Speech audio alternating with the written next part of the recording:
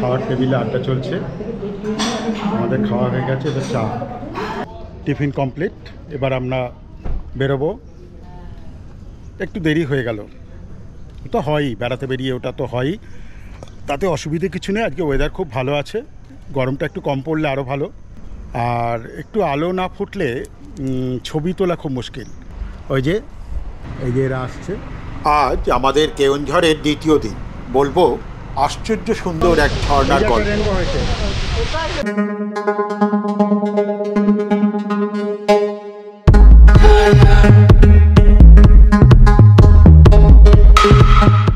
আমাদের আজকের পথ আমাদের পান্থনিবাসের পিছনের পাহাড়ের গা বেয়ে।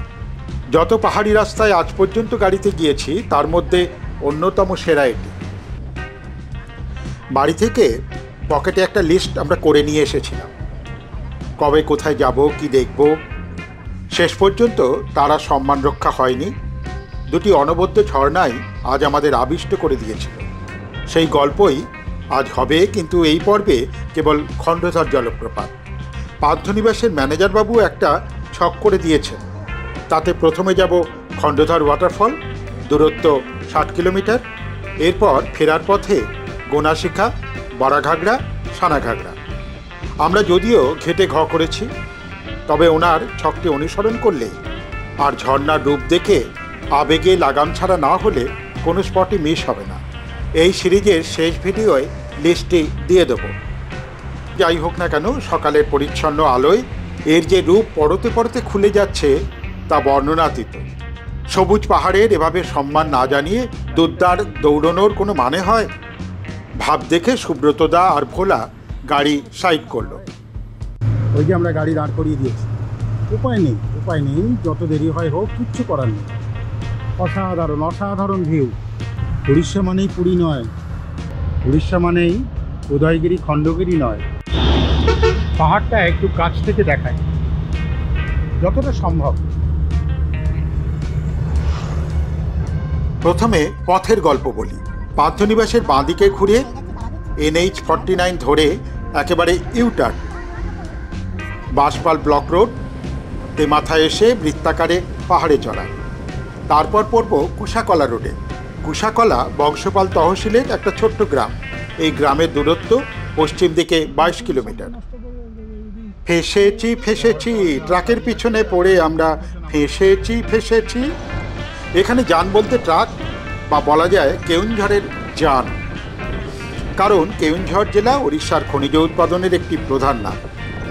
আয়রন ওর তো আছেই, সঙ্গে manganese, chromate, quartzite, bauxite, gold, pyrophyllite আর লাইমস্টোন তার সঙ্গী।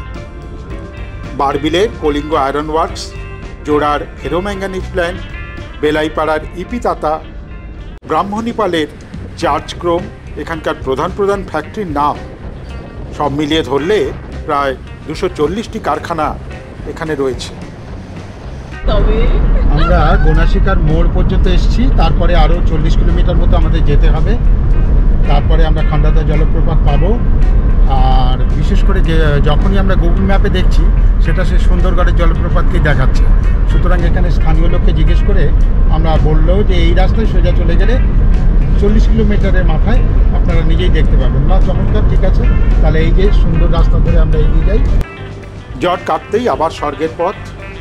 এই রাস্তায় চলে গেছে সম্বলপুর, দেওঘর, রৌরকেল্লা। এতক্ষণে খণ্ডধর লেখা বোর্ড আমরা পেলাম, তাহলে ঠিক পথেই যাচ্ছি। গোনাশিকা থেকে অল্প কিছুটা এগিয়ে, এই কিলোমিটার 2-2.5 এগিয়ে আমরা সামনে একটা ডাইভারশন পেলাম। তারপর ডান দিকে আমরা রাস্তা ঘুরে গেলাম। এই সেই রাস্তা অসাধারণ সুন্দর। কোনো গভীর জঙ্গল নয়, কিন্তু বেশ কি বলবো, বেশ মিষ্টি জঙ্গল। সেই জঙ্গলের মধ্যে দিয়ে যাচ্ছে। এই জঙ্গলের রাস্তা দিয়ে অ্যাকচুয়ালি যারা বাইক নিয়ে যায় আর যারা হেঁটে যায় তারা খুব মজা পাবে। আমরাও মজা পাচ্ছি, অবশ্যই পাচ্ছি, কারণ হেঁটে যাওয়ার তো উপায় নেই। রাস্তার কাজ হচ্ছে এখানে।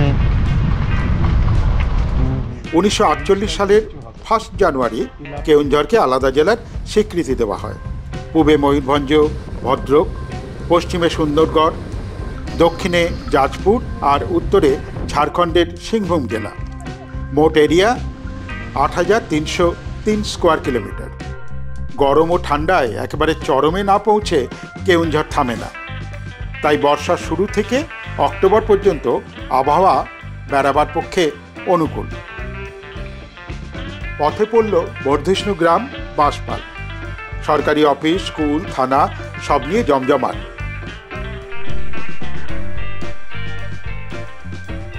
একটা সুন্দর জায়গায় আমরা দাঁড়িয়ে পড়লাম, ভালো লাগছে বলে। আদিবাসী অধ্যুষিত জায়গা, চারিদিকে শুধু জঙ্গল জঙ্গল আর জঙ্গল। না দাঁড়িয়ে পারা যায়?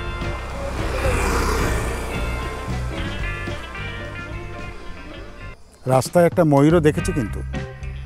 কিছুটা যেতেই ডান দিকের রাস্তা খণ্ডধর রোড ধরলাম।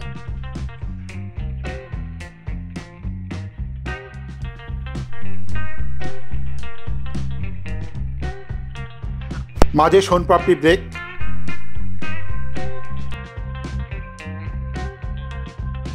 একটা ছোট গ্রাম পেরিয়ে পাহাড়ের পাড় দেওয়া সবুজ ধানক্ষেতের বিস্তার।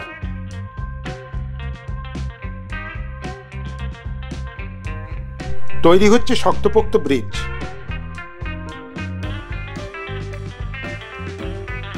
রাস্তা চলুক তার পথ দেখাতে দেখাতে আমরা ততক্ষণে খণ্ডধর জলপ্রপাত সম্পর্কে একটু গল্প সেরে নিই। শুধু কেওনঝড় জেলাই নয়, খণ্ডধর জলপ্রপাতের রূপের খ্যাতি গোটা রাজ্য জুড়েই। 500 ফুট ওপর থেকে ক্ষুরধার তরবারির মতো সে আছড়ে পড়ছে নিচে। তাই তরবারি বা খণ্ডের নামেই এই জলপ্রপাতের নাম খণ্ডধর। অত উঁচু থেকে পড়ছে বলে তার গর্জন আর বেগ দুটোই মারাত্মক। চারপাশের পরিবেশ এতই সুন্দর আর অনুকূল যে সঠিক সময়ে নানা রঙের ফুলে জমজমাট হয়ে থাকে আসর। মজাটা এই যে সুকুমার রায়ের টকাইয়ের মতো এর পাহাড়ের নামও খণ্ডধর, নদীর নামও খণ্ডধর। এবার শুধু দু চোখ ভরে দেখা আর খণ্ডধর জলপ্রপাতের মহত্বকে উপলব্ধি করা। দেখতে পেয়েছি, ওই তো ঝর্ণা। এটা হচ্ছে গাড়ি রাখার জায়গা। আমরা এসে পৌঁছে গেছি, সবাই গাড়ি থেকে নামছি। এটা হচ্ছে গাড়ি রাখার জায়গা। একটা খোদল সমেত দুপে একটা গাছ এই পার্কিং লটে। অদ্ভুত ধরনের মনে হচ্ছে দুটো ঠ্যাং মানুষের। এই দূর থেকে দেখলে মনে হচ্ছে মানুষের দুটো ঠ্যাং।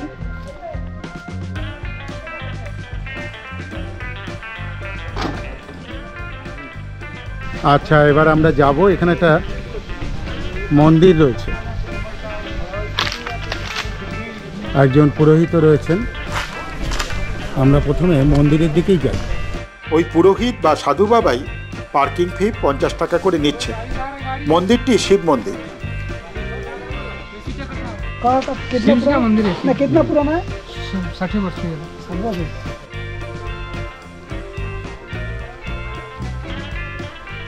এরপর ঝর্ণায় যাওয়ার পথ, বসার ব্যবস্থাও রয়েছে। এই সমস্ত বসার জায়গা আবার নতুন করে তৈরি হচ্ছে, কারণ অতিমারির কারণে প্রায় সব জায়গায় একটু বিপর্যস্ত হয়ে পড়েছিল। যদিও প্রকৃতি ঠিকই ছিল, কিন্তু মানুষের যাতায়াত না থাকায় কাজকর্ম প্রায় থমকে গিয়েছিল। এখন সমস্ত রাস্তায় দেখলাম কোথাও ব্রিজ তৈরি হচ্ছে, কোথাও রাস্তা ঠিক করা হচ্ছে। সিঁড়ি সোজা উঠে চলে গেছে। মনে হয় এতটা সিঁড়ি ছিল না আগে, এখন সিঁড়ি তৈরি হচ্ছে। চওড়া সিঁড়ি এবং প্রত্যেকটা সিঁড়ি আড়ে দিকে এবং লম্বা দিকে দুটোতেই যথেষ্ট জায়গা রয়েছে, সুতরাং ধীরে সুস্থে হাঁটার সুবিধে আছে। প্রজাপতি, অপূর্ব প্রজাপতি। ওই যে দেখা যাচ্ছে জলপ্রপাত। আমরা এখনো সিঁড়ি দিয়ে উঠে যাচ্ছি, কাছে এখনো যেতে পারিনি। এইবার যাব। লাল পাথর বসানো হবে। এই হচ্ছে চারিদিককার পরিবেশ, সবুজ সবুজ আর সবুজ। দূর থেকে এর যা রূপ পরে বুঝেছি, কাছে গেলে তা সম্পূর্ণ ভিন্ন। ওপরে উঠে একটা মাথা ঢাকা চত্বর, তারপর কয়েক ধাপ সিঁড়ি নেমে একেবারে ঝর্ণার কোলের ওপর যাওয়া যায়। গায়ে জলে ভরে গেছে, ক্যামেরা ভিজে গেছে, কিচ্ছু করার নেই। একটা রেনবো হয়েছে দেখুন। সুন্দর একটা রেনবো হয়েছে। দেখুন রেনবো হয়েছে, রেনবো, এই যে রেনবো।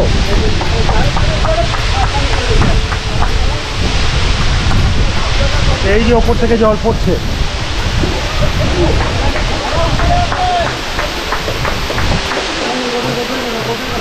এই ওপর থেকে আসছে, এই যে নিচে নামছে। এই ভঙ্গিতে কোনো ঝর্ণার স্প্রিঙ্কেল ছড়াতে আমি আগে কখনো দেখিনি। আক্ষরিক অর্থে স্নান করে গেছি, কিন্তু যতটা সম্ভব কাছে যাওয়ার টান উপেক্ষা করতে পারিনি।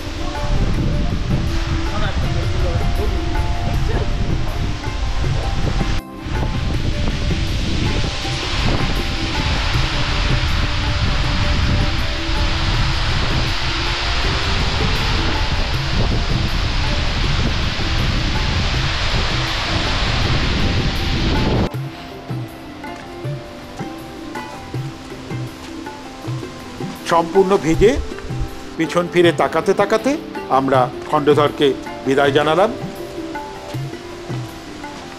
যদিও ফিরে যেতে ইচ্ছে করছিল না, তবুও ফিরতে হচ্ছে, কারণ আরও আমাদের স্পট আছে, সেগুলো যেতে হবে। শুধু নিজের জন্য নয়, আপনাদের জন্য, আপনারাও যাতে নির্বিঘ্নে এখানে এসে ঠিকঠাক জিনিসটা পেয়ে যেতে পারেন, সেটা তো আমার জানানো কর্তব্য না। পুরনো পথেই ফিরে চললাম। চায়ের জন্য ততক্ষণে মন আনচান, কিন্তু কোথায় পাবো তারে?